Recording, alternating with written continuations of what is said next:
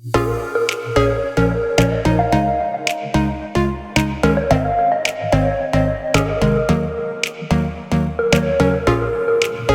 back to the Practical Church Podcast. My name is Dylan Dotson, and I'm your host. And today on the podcast, I'm going to share with you 6 ministry myths, things that are not true that we sometimes think are true, and then also can affect our ministry in negative ways. And of course, this show is brought to you in partnership with Mission Support. And so Mission Support knows you want to be effective in ministry, and if you're like most pastors, you probably feel like you don't have enough time, energy, and expertise to get everything done. So Mission Support comes alongside pastors just like you as a guide to provide the expertise to do the things you don't know how to do and give you back the time you desperately need. So whether it's bookkeeping, SEO, payroll, websites, or any of their other services, talk to a guy today at missionsupport.com and go from feeling scattered to focused on your mission. It's possible to love being a pastor again. And of course, if you want more from the show, missionsupport.com/practical, where you can submit a question to be answered in a future episode, and also sign up for the Practical Church newsletter, where we share with you more practical tips and advice to help you plant and grow and lead healthy churches. So again, 6 ministry myths. Let's get into it.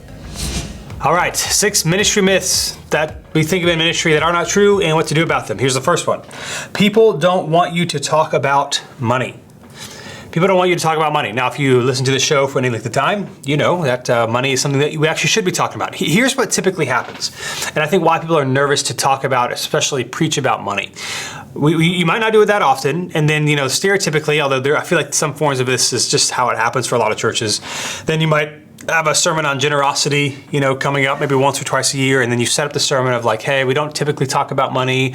You might just think the church always just wants your money. And like there's all these caveats whenever you talk about it to where people would just be listening and hearing what you have to say, what the scriptures have to say, and go on to the next thing. But we give so many disclaimers that like we're training our people to think, oh, it is bad to talk about money.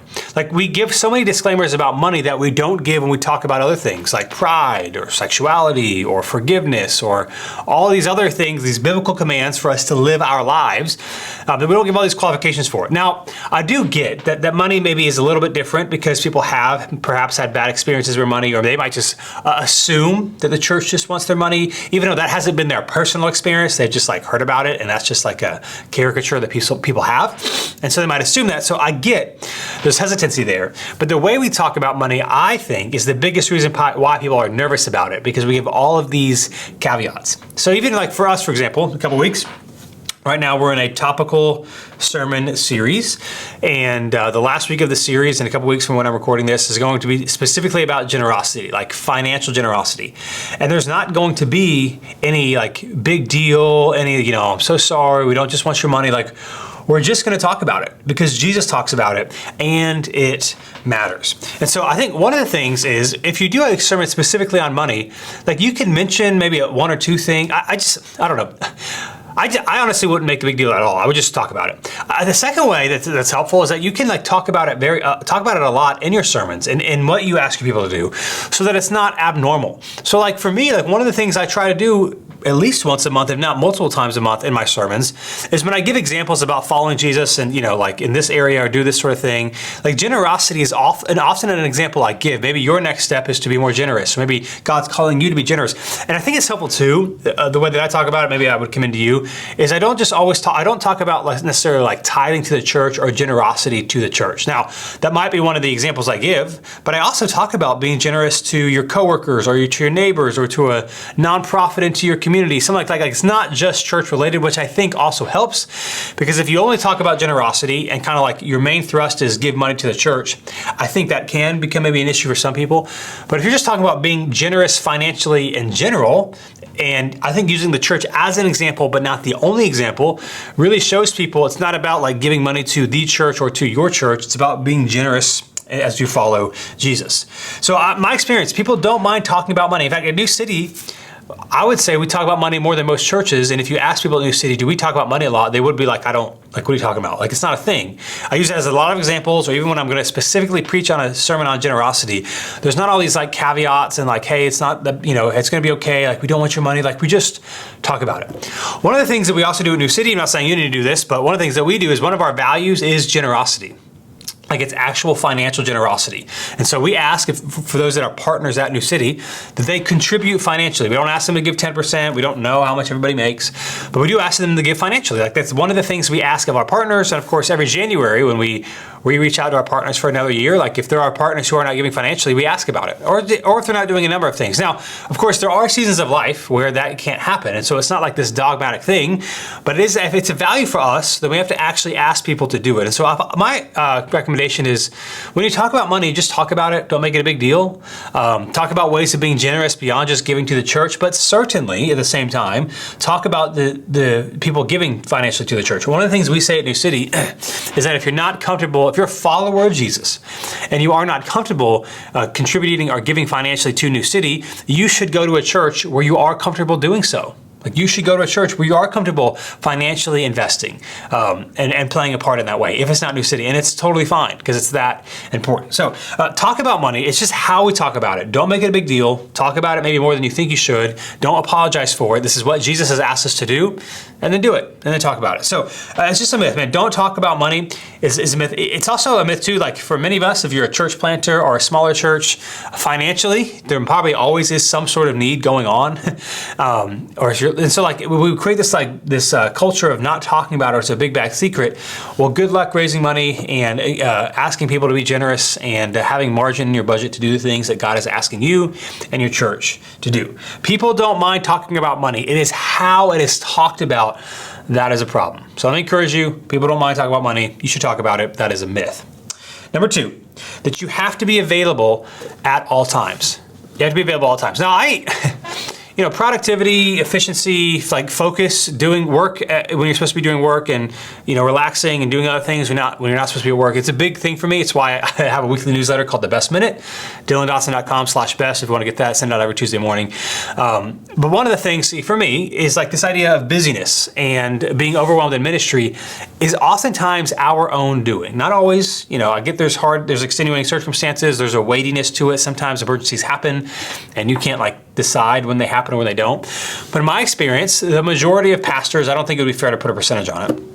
The majority of pastors and people in ministry, and I don't think it's unique to ministry. I think our culture is like this, and so then of course people in ministry like this are like this as well. But have this anxiety or stress about ministry that's completely unnecessary because of how they manage their time. You do not have to be available at all times to all people, no matter when they need you. Again, if you want to be in ministry for the long haul, you have to have rhythms that will sustain you. You have to have rhythms that will sustain you. So again, when it comes to meeting with people, I use something called Calendly. I would recommend it to you. I use the paid version because there's extra options, although I used the free version for a long time, and you can do this as well. Like when people ask to meet, or when you offer to meet with somebody, don't say, let me know when works best for you.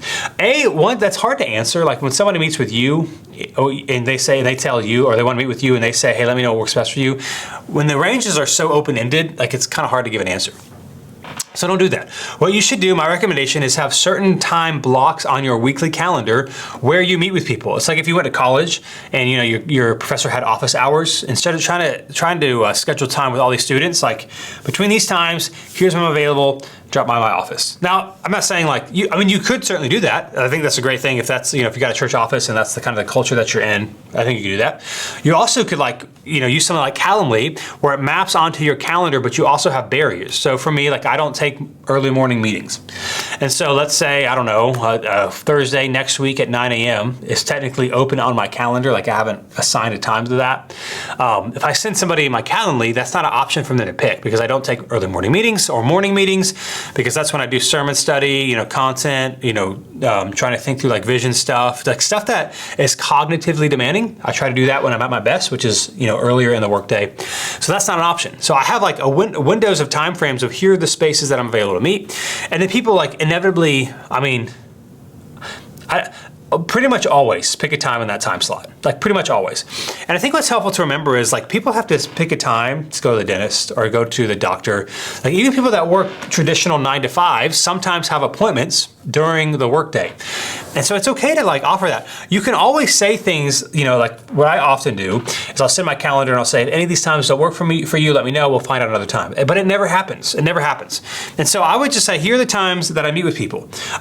Sermon prep, here are the times that I work on sermons, or here's the time I time block. If you got any sort of consistent weekly rhythm or weekly like task you have to do that takes some time, my recommendation, if you want to be more efficient and focused with it, is like do it at the same time every week. Like, this is when I work on this task. It's not available to meet or to do extra things. Of course, if there's an emergency, you can make that happen. But again, when we train our people that I can do whatever you want, whenever you want, that's when you get stressed out. And so your time matters, like your life matters, your marriage, your kids matter for the long haul. And so if you think, hey, whenever somebody needs me, I got to be available, you're gonna have a lot of problems. So don't do that. You don't need to be able at all times. And one thing with that too is I think sometimes we assume there are emergencies when they're not. Like many times if somebody says, hey, I'm dealing with this thing, can we talk about it? They're not even saying, I need to talk about this like right now, or I need to talk about it tomorrow. But we often say, well, if someone needs me, they want to talk about it, I got to do whatever I can tomorrow to make a time slot to make it available. You don't have to do that. It's okay to say, great, I would love to talk to you about this. Pick a time on my calendar, let's talk about it. Not everything is an emergency. And most times people just want to talk or meet or do something. They're not necessarily saying it has to be done right then. But with good intentions, we think, oh, there's a need. I got to help. Got to do it right now. And so that might be maybe a little bit different than what you stereotypically think about ministry. Like I'm a pastor or I'm a ministry leader. I'm available for all times to do all things whenever people need it. But unless your job is literally like just counseling or just pastoral care, that's not sustainable and it's not realistic. So pick times of here, generally speaking, when I have meetings, when I care for people, when I do certain things. And then here are the times where I focus on getting my tasks done so that I can enjoy ministry, enjoy life, have a good home life, not checking email, doing stuff at night because I wasn't focused during the day. You have to be available at all times is a big ministry myth. Number 3, that ministry has to be hard. Ministry has to be hard. One of the things I hope that maybe at least gets communicated from this podcast is that you actually can enjoy ministry. I've shared this, many times. One of the frustrations for me in ministry is sometimes we go to these conferences or these ministry gatherings, pastor gatherings, whatever, and there's kind of this, oh, life is so hard, ministry is so hard. And everybody's like complaining about how hard it is. Now, it is helpful to go in spaces where people know what it's like and to be able to vent and to be honest. So I'm not saying you have to pretend like everything's amazing, but not everything is awful. Not everything all the time is awful. And so what can happen is like we can just believe the lie that or because like we had one difficult thing. Like sometimes it'll happen this way, and maybe this is unfair, but like you'll talk about like one difficult thing that you're dealing with in ministry right now, and the response maybe from other pastors like, man, that's really difficult and that's really hard.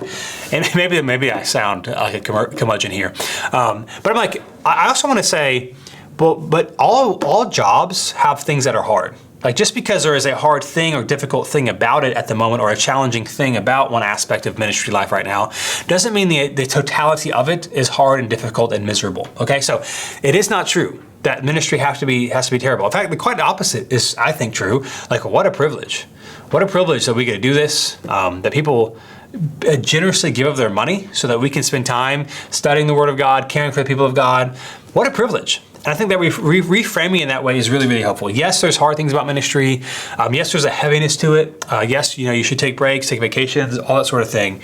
But ministry does not have to be hard and miserable. It is okay if you enjoy it. It's okay to like doing it. It's okay to be like, hey man, I could do this for the next 10, 20, 30, 40, 50 years. Like that is a good thing. It does not have to be miserable all the time. And so if you're not miserable right now and you feel guilty about it, you don't need to feel guilty about it, man. It's awesome. It's awesome that you're excited about it. Yes, there's hard things. There's maybe things that bring tension and difficulty, but it does not need to be difficult 24/7, and you can actually enjoy it. Ministry does not have to be hard. It can be hard at seasons, difficult at times, but overall, it is okay to enjoy it. Here's number 4. The cost of something should not be the primary factor in a decision. This is, I think, something we would agree with intellectually, but practically in ministry, like the number one question behind should we do anything is how much does it cost? How How much does it cost? And so it could be like for a church software, which I'm going to talk about church software at our question at the end of this episode and how cost plays a factor into that. But it could be software. It could be, for example, portable versus permanent, our meeting space. So here's what I see often happens. Here's how much it costs to rent a school or a community center or whatever for Sundays. And here's how much it costs to have our 24/7 building that we rent. Now, obviously, the cost of having a building is a lot more money than portable. It could be 2x, 3x, 4x what it costs to rent a Sunday morning. And so what I see pastors do, particularly planters, it's like, well, here's how much this space costs, and it's 4 times cheaper than having our own space. Therefore, obviously, we're going to go portable. Now, that very well might be the very wise decision for many church plants. But what we do is we just think of costs. We just think of the dollars, and that's it. We don't consider things like man hours of setting up and tearing down every week. We don't consider the thing of having our own space to do events whenever we want, not just on Sundays.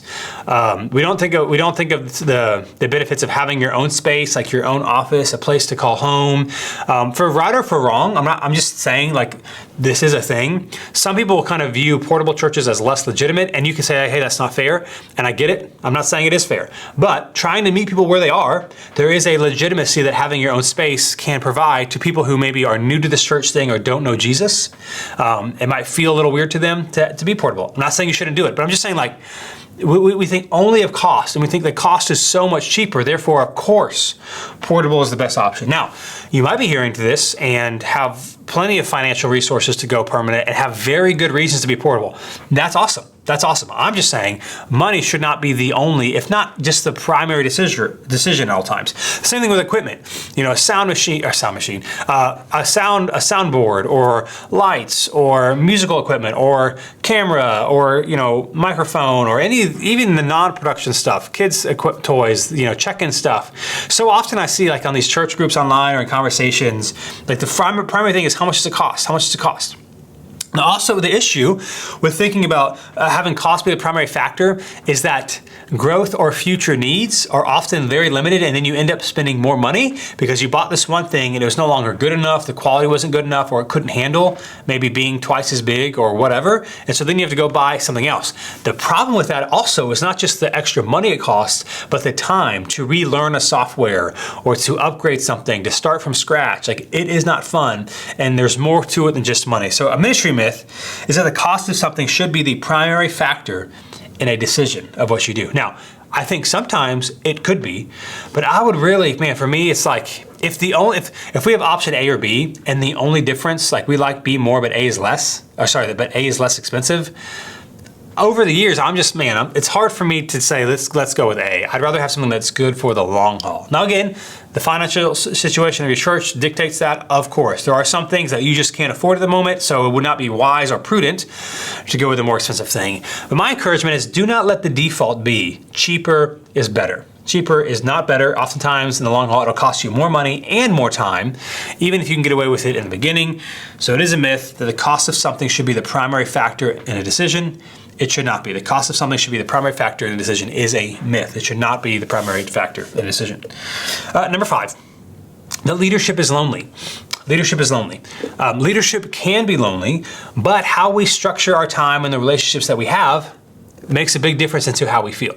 I'm a proponent of developing friendships within your church congregation, so I think you should do that. But I'm also a proponent of having people outside your church that you meet with that regularly, that you talk about the struggles of ministry, the things that are going on, that you can be honest because they don't know the people going on at your church, that you can, like, be yourself and you don't have to be on for. And so, yeah, people at your church are great. I recommend, if you have, like, a pastor's gathering in the area you can go to, maybe another pastor that you can meet with one-on-one with some consistency, but having people outside your church who are also in ministry is extremely, extremely helpful. So part of the loneliness factor we are feeling is kind of self-created. We've created distance between our people, and part of it is maybe some of the people create distance between us because you might not feel that much that different as, like, a pastor or leader, but if somebody sees you on stage every week, even if the church isn't big, that does create a little bit of distance. And they do have expectations for their pastor, which many of them are right. Like, we're called to live above reproach and to live certain ways that are above and beyond perhaps the average person. Not that the average person shouldn't do those things, but there's a call to leadership that I think is right and good and a standard that should be lived up to. But you've got to find people and relationships and community where you are not alone. So it is not, I just want the default, leadership is lonely. It can be lonely, but it does not have to be. And my big encouragement to you is to find some relationships, maybe outside your church community, where you can talk about either like a ministry gathering that's monthly, like putting it on your calendar, taking the time, finding a friend or someone outside your church that you don't have to be on for, that you can just relax and hang out with, is a big, big thing and is super helpful. Leadership is lonely. It can be, but it does not have to be. That's a myth. And then last but not least, here's number 6. There is a best way or a certain way to do things. There is a best way or a certain way to do things. So let me give you some examples of what I'm talking about. Let's talk about Sunday, your Sunday worship gathering, for example. Okay, now here's a caveat: unless you follow the regulatory principle, which is basically that corporate worship should be founded upon specific directions of Scripture, which I do not follow. That would be the caveat. So, for example, this is why some of the churches that follow the regulatory principle might not have instruments, because drums, guitars, or they might have things that are certain stripped down, a way to do things. That's like if we can see an example or a pattern in Scripture, then we'll apply it to our church service. If not, we're not going to do it in our church service. Now, faithful Christians can disagree. I don't follow the regulatory principle. I actually don't think that's the best way to read Scripture. And to understand Scripture. At the end of the day, I would submit that Scripture is wisdom literature that was not written to us, but it was written for us. So there are certain contextual things that weren't possible in 1000 BC or in the first century. So of course things are going to be different, because they couldn't even do the things that we're doing. So anyway, if you follow that, great. If you don't follow the regulatory principle, let me just say, there is more flexibility on your Sunday worship experience than you might think. So for example, I'm not trying to ruffle feathers, but for example, Scripture doesn't explicitly mention who must minister communion. So if you practice the Lord's Supper, communion at your church during the service, it doesn't say this type of person or only these people can do it. It does not talk about who should baptize. It doesn't say only this type of person is allowed to baptize. It doesn't say that. Of course, it doesn't say how long the sermon should be. It doesn't say how many songs you should do, anything. Now, here's what I'm not saying. I'm not saying, therefore, it doesn't matter and do whatever you want. There are certainly wisdom and guidance on certain things, and there are healthy guardrails that should be put in place. Do I think just anyone should therefore then maybe lead communion? No. Do I think anyone therefore should just be able to baptize? No. Do I think you should just be able to preach for 3 hours because you just like to talk? No. So I'm not saying there aren't guardrails, but it is flexible. And I think what sometimes is the church tradition that we grew up in, or this church stream that we run in, we can become convinced that this is the only and this is the best way to do it. And if you're not doing it this way, you're not quite as faithful. So I just want to encourage you that it is okay to do things differently than you have seen it done previously.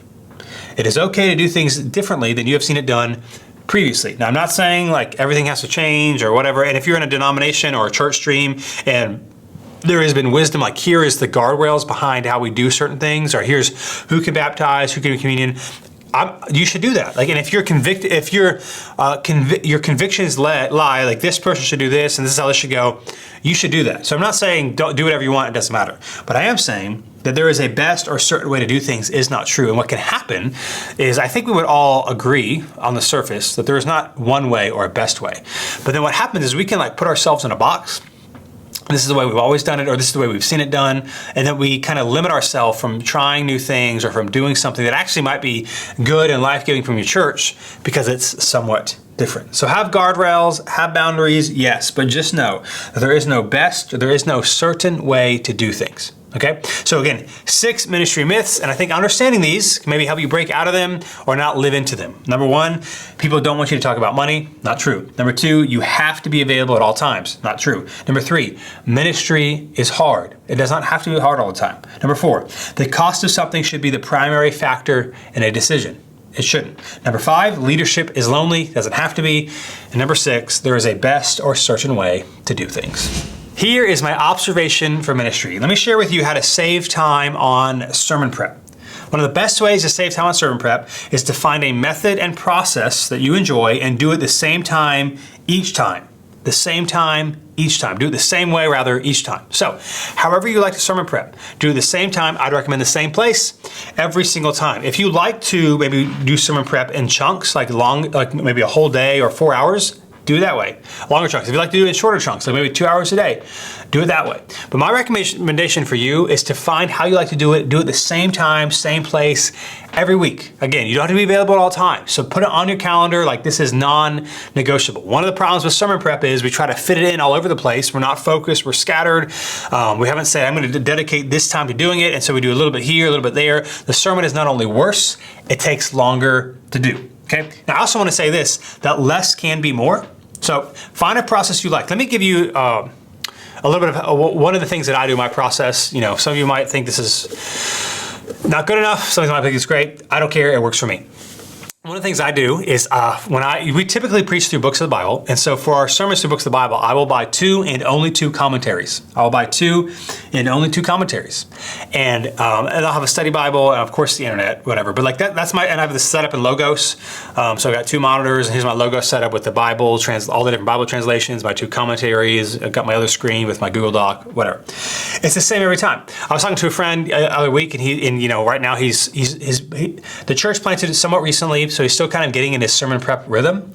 And he's like spending way too much time, his words, on sermon prep. And part of the thing is he has like 5 or 6 commentaries he's reading. And I'm like, bro, that's too much information. You can't say all that stuff. And by that point, some of this stuff is repetitive. Like, yeah, one person might have this little nugget and one person might have this little nugget. But the amount of time and effort it takes to like read all of that, synthesize all that, put it together, it's not helpful. One of the things I do is I just buy 2 commentaries. Like that's it.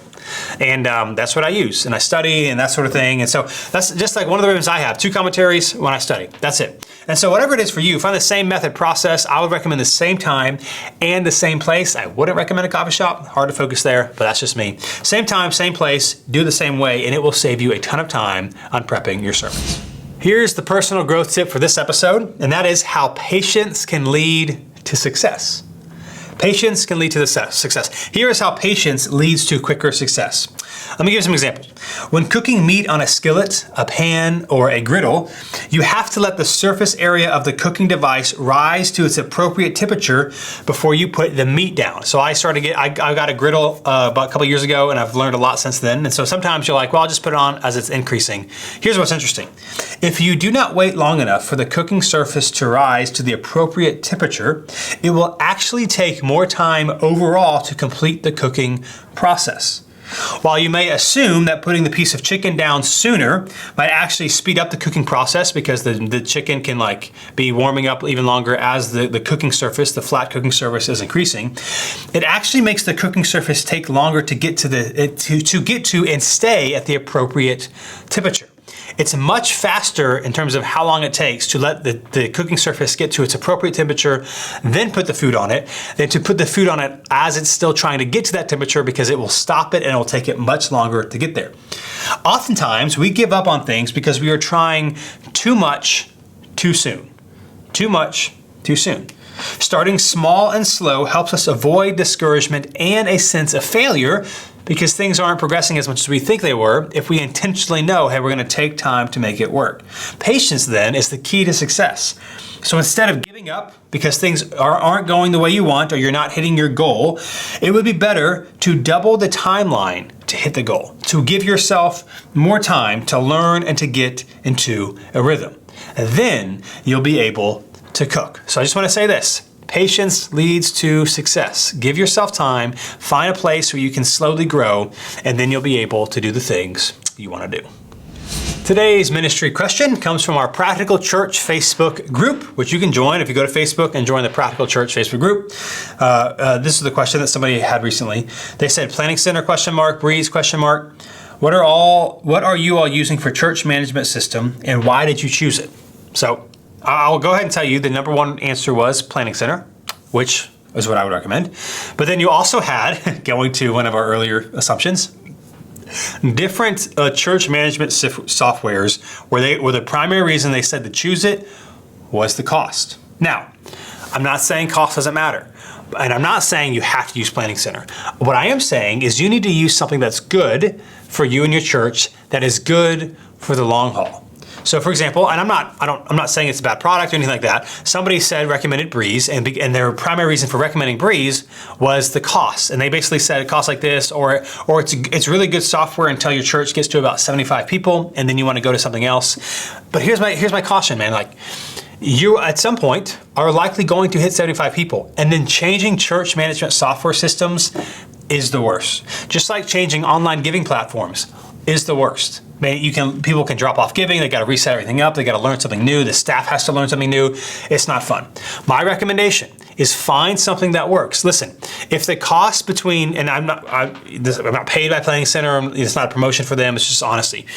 If the cost from Planning Center, between Planning Center and a lower church management software that you're only choosing because of the price, if the price is the number one determinant, like an extra $50 a month or $75 a month for a Planning Center, if that's the determinant, like, your church is not in a good spot financially and you're probably not ready to launch. Like, if you're a church plant and like $75 a month is what's keeping you from like giving something that your church can use for long term, I think that speaks more to the financial position than anything else. So my recommendation, of course, is Planning Center because it is the most built out. It's the most user friendly, which, by the way, is the number one factor, in my opinion, to a church management software, especially if you're scheduling serving teams through it. That if it's confusing, people are not going to use it. Like, they're not going to use it. You got to pick something that's simple, because people don't use it. It doesn't matter what you have. So I personally recommend Planning Center. We use them because they offer a lot of different things. They're a little more built out, but they're user friendly. In fact, as I'm recording this, they announced recently that their prices are going up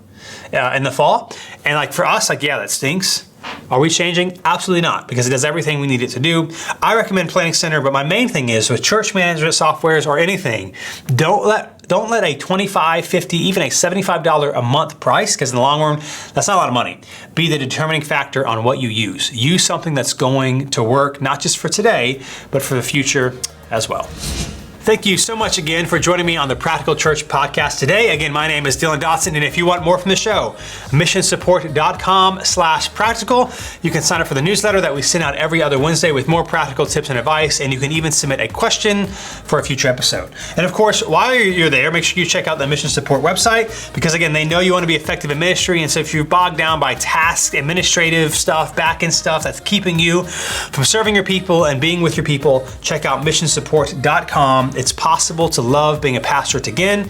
Learn on all their services, hop on a free quick call and see how they can help you love ministry again. And I'll be back with you in 2 weeks on the Practical Church podcast.